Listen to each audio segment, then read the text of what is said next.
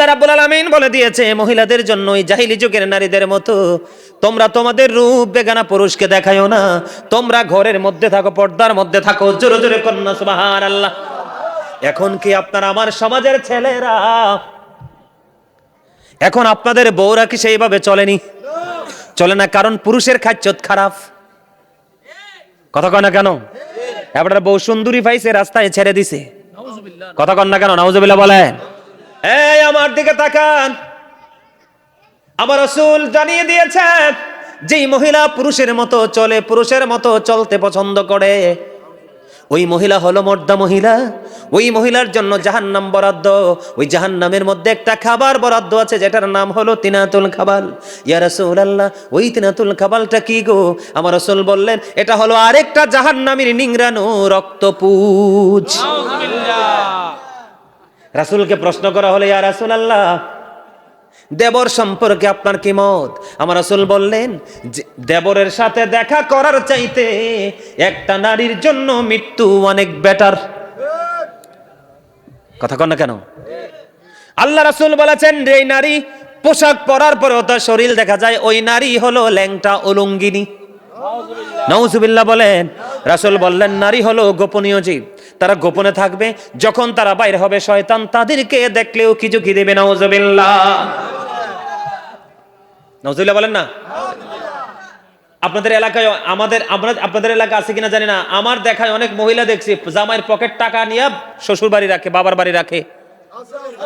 জামাই বিপদে পড়লে আইনা দিয়া কয় টাইম মতো দিও, কিন্তু আমার বাবার বাড়ি তারা কত কষ্ট করে দিছে। নাউজুবিল্লাহ কর। আছে না নাই? আরো জোরে। জামাই সারা পুরো বাড়ি ঘোরাঘুরি করে, আছে না এমন মহিলা? সব কিছু মিলিয়ে এখনকার নারীরা যেভাবে পথ চলে, 2-4 জন ছাড়া ও বন্ধু ম্যাক্সিমাম নারীর ঠিকানাই হবে জাহান্নাম।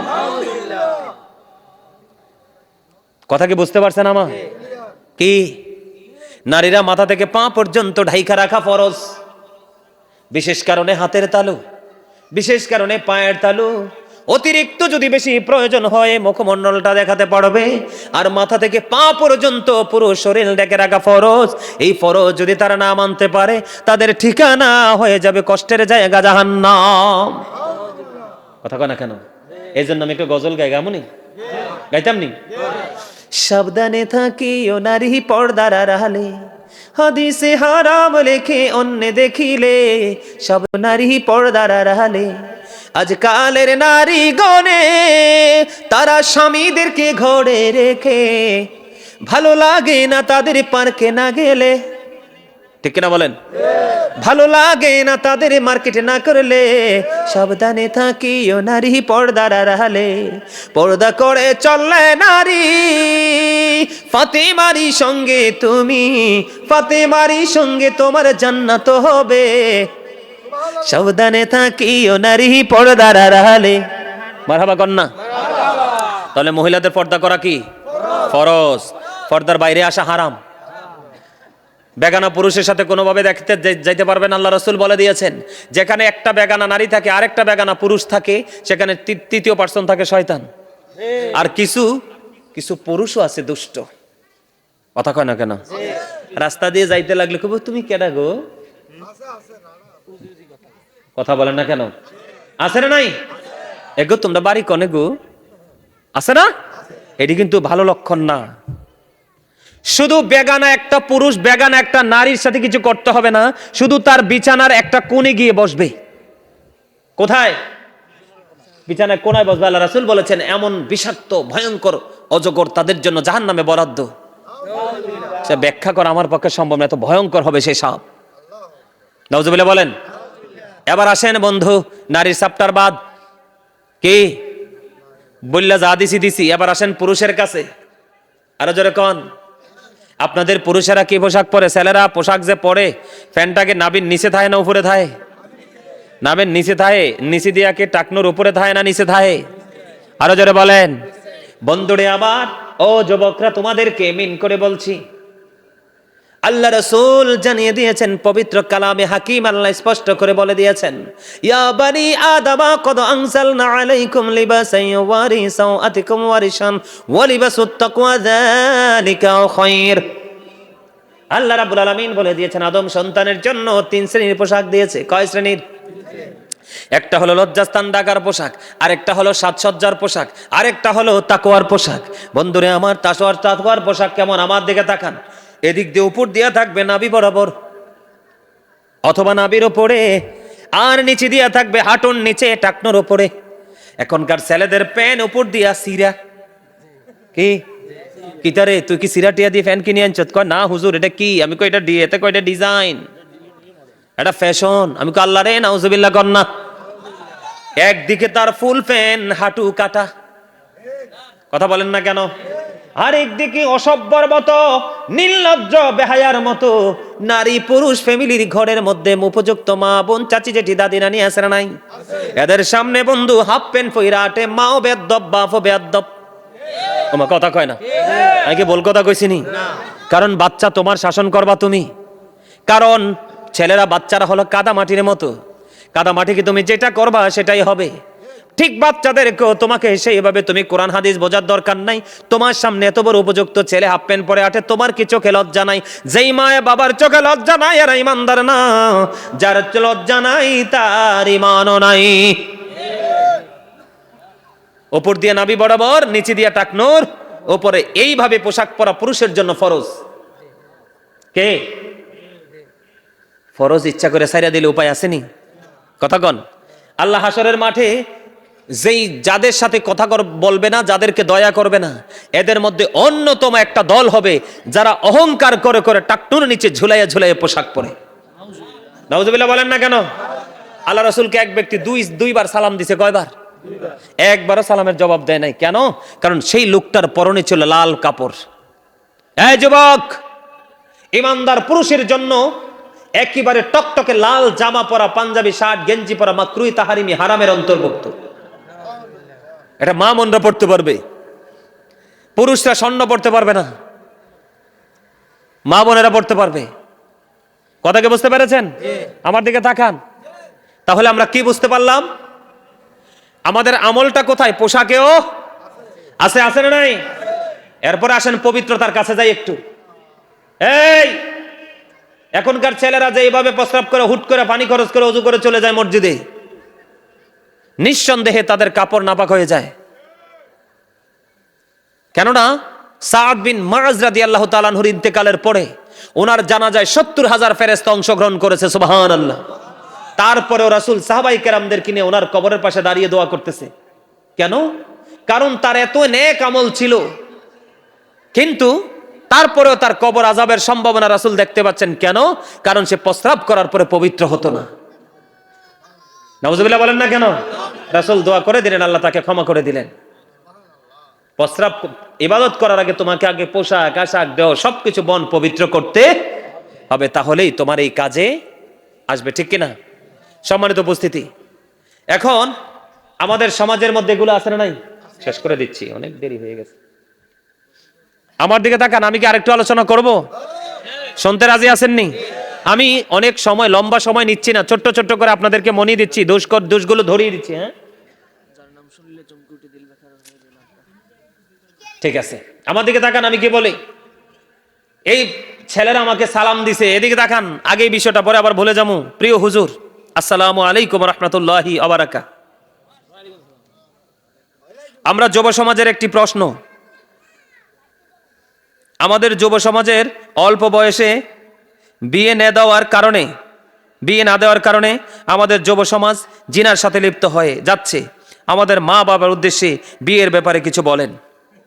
আপনার কাছে আমাদের একটাই অনুরোধ, এই বিষয়টা আপনি তুলে ধরুন। আরে ভালো প্রশ্ন নিয়ে শুধু বালার উফরে বালা। মারহাবা গন, আলো জোরে। যুব সমাজ জেগে উঠলে সমাজও জেগে উঠবে। কথা বলেন না কেন? যুব সমাজের পরিবর্তন আসলে সমাজও পরিবর্তন হয়ে যাবে, বাধ্য হবে। ঠিক কিনা বলেন? হ্যাঁ, এদিক তাকান। সত্যি তো আমাদের সমাজে জিনা ব্যভিচার এগুলো হচ্ছে কিনা আমি কিয়ামতের আলামতের মধ্যে বলছি না? এটার কারণ হলো, এটার জন্য 100% দায়ী মা বাবা, 100% দায়ী মা বাবা। এই জিনা ব্যভিচার থেকে আপনার ফ্যামিলিকে, সমাজকে বাঁচাতে হলে আপনার বিয়ের কোনো বিকল্প নেই। কিসের? বিয়ের কোনো বিকল্প নেই। বিয়ে করলে কিন্তু পড়াশোনা থেমে যায় না, বরঞ্চ পড়াশোনার ভিতরে মনোযোগ বেশি বেড়ে যায়। আমাদের দেশের ছেলেমেয়েরা এখন বর্তমানে ম্যাক্সিমামই জিনা ব্যভিচারের সাথে লিপ্ত। এটা হয়তো বা অনেক বাবা মা জানে না। এই জিনা উপযুক্ত হওয়ার পরেও, প্রাপ্ত বয়স্ক হওয়ার পরেও বাবা মা বিয়ে দিচ্ছে না, এই সমাজকে ধ্বংসের দিকে ঠেলে দিচ্ছে। এটার জন্য দায়ী হলো বাবা মা। কে? এই ক্ষেত্রে কিছু করণীয় আছে। যুবকদের কি বলছি, তুমি যদি শারীরিকভাবে সক্ষম হও, কি হও, তুমি যদি শুধু যে বাবা মার উপরে দোষ দিব এটাও না, তোমাদেরও কিছু করণীয় আছে। এখন তুমি বিয়ে করবা, কিন্তু বিয়ে করার পরে তুমি বউ ঘরে উঠাবা, কিন্তু ওঠানোর পরে বউ আনলে কিন্তু সব কিছুর দায়িত্ব, খরচ বেড়ে যায়। এখন তোমার বউয়ের দায়িত্ব কে পালন করবে? তোমাকে পালন করতে হবে। কিন্তু তুমি তো বউর দায়িত্ব পালন করার মতো সক্ষমতা তুমি অর্জন করতে পারো না, এবং তোমার ফ্যামিলি তো বউ চালানোর মতো সক্ষমতা কারোরই নাই। এই ক্ষেত্রে তোমাদের কি করণীয়? আমি আগে বলি, একটা, কারো জন্য বিয়ে ফরজ, ঠিক না বলেন? আবার কারো জন্য বিয়ে হারাম। যারা যৌবন পরিপূর্ণ নাই, স্ত্রী আসলে তার সাথে যে তোমার প্রেমের ভাগাভাগি করার সেই সক্ষমতা যার নাই, সে বিয়ে করার কোনো দরকার। কিন্তু আরেকজন আছে তোমাদের মধ্যে, সক্ষম যুবক, অর্থ আছে, দৌলত আছে, যৌবনও আছে, কিন্তু সে বিয়ে করতে পারছে না। মা বাবাও চাচ্ছে বিয়ে করাইতে, কিন্তু বিয়েটা কিভাবে করাবে তোমাদেরকে? মা বাবার তো সেই তৌফিক নাই। সেই ক্ষেত্রে আল্লাহ রাসূল আমাদেরকে বলে দিয়েছে যে যুবক ছেলেদেরকে বলছে, তোমরা বেশি বেশি করে রোজা রাখো। সুবহানাল্লাহ বলে না কেন? কি করো? তোমরা বেশি বেশি করে রোজা রাখো। কি করো? আর যাদের সক্ষমতা আছে, বাবা মাকে বলবো ছেলে পড়তে থাকে, পড়ুক না, আপনি ছেলেকে বিয়ে করিয়ে দেন। কি কয়? বিয়ে করাই দেন। কি করে দেন? কি করাতে হবে? এদিকে তাকান না কেন? কি করাইতে হবে? বিয়ে করাইতে হবে। আমার দিকে তাকান। বিয়ে করাইতে গেলে আপনার কাজ আছে কিছু। কাজটা হলো, মেয়েটা দেখতে গেলে আগে মেয়েটা আল্লাহওয়ালা কিনা দেখবেন, সুন্দরী কিনা দেখবেন, বংশ আছে কিনা দেখবেন, বাবার গৌরব আছে কিনা দেখবেন, সৌরভ আছে কিনা দেখবেন। আপনি কোনো কিছুই পাইলেন না, কি করলেন না? আমি বলি আপনাদেরকে, বাচ্চাদেরকে ধন্যবাদ দেই এত সুন্দর প্রশ্ন করার জন্য। আপনার সমাজ কেন কলুষিত হচ্ছে, আপনার সমাজ কেন ধ্বংসস্তূপে পরিণত হচ্ছে, এটার জন্য দায়ী কিন্তু মুরব্বীরা। কারা? কারণ আল্লাহ রসুল যেই কথা বলেছে সেই আইন মেনে কিন্তু এখন বাবা মা বিয়ে দেও না, করায়ও। ছেলে মেয়ে আপনার পছন্দ করার ক্ষেত্রে একজন যোগ্য আলেম সাথে রাখা দরকার। আল্লাহ রসুল বলে দিয়েছেন, বন্ধু মেয়েটা সুন্দরী না, ধনী বাপের বেটিও না, কোনো কিছুই মেয়েটার নাই, একটা গুণ আছে, সেই মেয়েটা আল্লাহওয়ালা। রসুল বলে দিয়েছেন, মেয়েটা যদি কান কাটা বাদি দাসীও হয়, ওই মেয়েটা যদি কালো হয়, আল্লাহওয়ালা যদি হয়, এটাকে বউ করে ঘরে নিয়ে এসো। এটার চামড়াটা যদিও কালারে, এই বউ ঘরে আসতে তোমার ঘর থেকে বের হবে নূরানী সন্তান। উদাহরণ দিয়ে দেই, তেঁতুল গাছে কি ধরে? আম গাছে কি ধরে? জাম গাছে কি ধরে? কামরাঙ্গা গাছে কি ধরে? যেই গাছে এই ফল, তাইলে যেই মা বাপ সেই সন্তান। কথা কয় না কেন? সহজে হিসাবটা বুঝতে পারছেন নি? আমি আপনাদেরকে বলে দেই, মা জানতে পারে মেয়েটার কখন বিয়ের সময় হয়েছে, মেয়েটা যৌবনে পা দিয়েছে। বাবা বলতে পারে ছেলেটা কখন যৌবনে পা দিয়েছে। আপনি যদি মনে করেন ও বন্ধু ছেলেটা যৌবনে পরিপূর্ণ হয়ে গেছে, আপনি বিয়ে দিয়ে দিবেন, ও বন্ধু বিয়ের পরেতে পড়াশোনা করবে, চাকরি করবে, কোনো সমস্যা নাই। কিন্তু যুবকেরা, তোমরা যাদের তৌফিক নাই, শারীরিকভাবে তোমরা অক্ষম, বিয়ে করবে না। কি করবে না? আর শারীরিকভাবে সক্ষম, কিন্তু তুমি অর্থনৈতিকভাবে কি করতে পারতেছ না, সাপোর্ট দিতে পারতেছ না, কুলাইতে পারতেছ না, কিন্তু বিয়েও করতে হবে, বিয়েও করতে পারতেছ না। এই মুহূর্তে তোমার করণীয় হলো তোমার রোজা রাখা। বেশি বেশি করে রোজা রাখো, তাহলেই তোমার সবকিছু কন্ট্রোলিং এ চলে আসবে। ঠিক কিনা বলেন? কারণ এখানে অনেকগুলো ক্ষেত্র থাকে, বিশেষ কিছু অপশন থাকে। মা বাবা রাজি থাকলেও ছেলে রাজি থাকে না, আবার ছেলে রাজি থাকলেও মা বাবা রাজি থাকে না। ছেলেকে বিয়ে করতে চাইলেও মা বাবা বিয়ে দিতে পারে না। আর এখনকার ম্যাক্সিমাম বউ হলো বন্ধু দাজ্জালের বড়ডা। কথা কয় না কেন? ম্যাক্সিমামই অসভ্য। কারণ এই আপনার ঘরে আনছেন তো সুন্দরী, ছেলেও একটা দেখছেন সুন্দর, বিয়ে দিয়ে দিছেন দুইটারে, দিয়েও দিছেন, কড়াইয়া দিছেন, কিন্তু মানুষ বানাইতে পারেন নাই। তাহলে আপনার নেক্সট জেনারেশন আসবে, সেটাও নষ্ট হয়ে যাবে। আমি আপনাদেরকে বলে দিতে চাই, সমাজে জিনা ব্যভিচার থেকে ওই কিয়ামতের আলামতের মধ্যে অন্যতম হলো জিনা ব্যভিচার সমকামিতা। সমকামিতা বোঝেননি? আপনারা বোঝেন না? এখনকার কিন্তু সমকামিতাও চলতেছে, শরীফ থেকে শরীফা, ঠিক না বলেন? আছে না নাই? এবার আমার দিকে তাকান, আমি কি বলতে চাই। আল্লামা ইবনে হাজার আসকালানী তিনি বলে দিয়েছেন, হাসান ইবনে জাকান থেকে তিনি বর্ণনা করে দিয়েছেন। আমার দিকে তাকান, আপনার সমাজকে জিনা ব্যভিচার ফিতনা থেকে বাঁচাতে চাইলে তিনি বলে দিয়েছেন, তুমি তোমার সন্তানকে ধনী লোকের ছেলে মেয়ের সাথে মিশতে দিও না। জোরে জোরে কন্যা নাউজুবিল্লাহ। কার সাথে? বড় লোকের ছেলে মেয়ের সাথে মিশতে দিও না। এই সমাজ এবং জাতিকে ধ্বংস করার জন্য গুরুত্বপূর্ণ ভূমিকায় থাকে বড় লোকের বেটা এবং বেটি। কারণ তাদের বাবার দৌলত আছে, সম্পদ আছে, তারা কোনো কিছুরই তোয়াক্কা করে। কথা কি বুঝতে পেরেছেন? এদিকে তাকান, সময় মতো বিয়ে দিয়ে দিবেন, সময় মতো বিয়ে করিয়ে দেবেন। আল্লাহ রসুল জানিয়ে দিয়েছেন, একজন যুবক উপযুক্ত আর একজন যুবকের সাথে একই কাঁথায় একই বিছানায় শুইবে না। আল্লাহ রাসূল বলে দিয়েছেন, একটা যুবক আরেকটা উপযুক্ত যুবকের লজ্জাস্থানের দিকে তাকাবে না। একটা উপযুক্ত যুবতী আরেকটা যুবতীর দিকে একই বিছানা একই কাঁথার নিচে শুইবে না। একটা যুবতী আরেকটা যুবতীর লজ্জাস্থানের দিকে তাকাবে না। শুধু নারী নয়, আপনার সমাজের মধ্যে যদি বাচ্চা ছেলে দেখেন, কি দেখেন? অত্যন্ত কিউট হয়ে গেছে। কোথায়? অত্যন্ত কিউট, অত্যন্ত দেখতে মিষ্টি, অত্যন্ত সুন্দর। ওই বাচ্চাটাকে আপনি আপনার চোখে নজরে রাখতে হবে। উপযুক্ত প্রাপ্ত কোনো ছেলের সাথে নির্জন কোনো একা জায়গায় থাকতে দিবেন না। তাহলে আপনার সমাজ থেকে জিনা ব্যভিচার সমকামিতা কি হয়ে যাবে? দূর হয়ে যাবে। বুঝতে পারছেন নি? আরো জোরে বলেন, বুঝতে পারছেন নি? আমার কথা কি সোজানি? কথা বুঝতে পারছেন? এই কাজটা করবেন তো? ছেলে মেয়ে যাদের উপযুক্ত আছে কি করে দিবেন? বিবাহ দিয়ে দিবেন। আর যারা ইচ্ছে আছে কিন্তু স্বাদ আছে, সাধ্য নাই, তারা বেশি বেশি করে রোজা রাখবেন। সোজা হিসাব। 5 ওয়াক্ত নামাজ পড়বেন, বেশি বেশি করে দুরূদ পড়বেন, বেশি বেশি করে জিকির করবেন।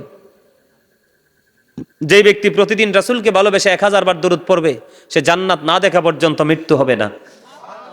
80 বার যেই ব্যক্তি জুমার দিনে 80 বার দুরূদ পড়বে, তার 80 বছরের সগীরা গুনাহ আমার আল্লাহ মাফ করে দিবে। আরো জোরে, আরেকটু মহব্বতে হিসাব বরাবর তো। এবার কি করবেন? দুরূদের পরে বেশি বেশি করে জিকির করবেন। আল্লাহ বলেছেন, remember me then I will remember you. Allah বলেছেন, ফাদকুরুনি আযকুরুকুম, তোমরা আমাকে স্মরণ করো, আমি তোমাদেরকে স্মরণ করব। তার মানে আমরা যখন এখানে বসে জিকির করব, আল্লাহ তার জায়গা আমাদের স্মরণ করবে। সুবহানাল্লাহ বলেন। আর জোরে। এতক্ষণ যে এতগুলো কথা বললাম, অনেক কথা নিয়ে কথা বলছি না?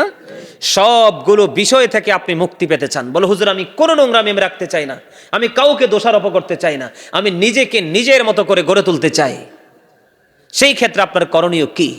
একটাই মন্ত্র, ইন্না সলাতা তানহা আনিল ফাহশাই ওয়াল মুনকার। নামাজ মানুষকে খারাপ কাজ থেকে বাঁচিয়ে রাখে। সুবহানাল্লাহ। এই যুবক শোনো,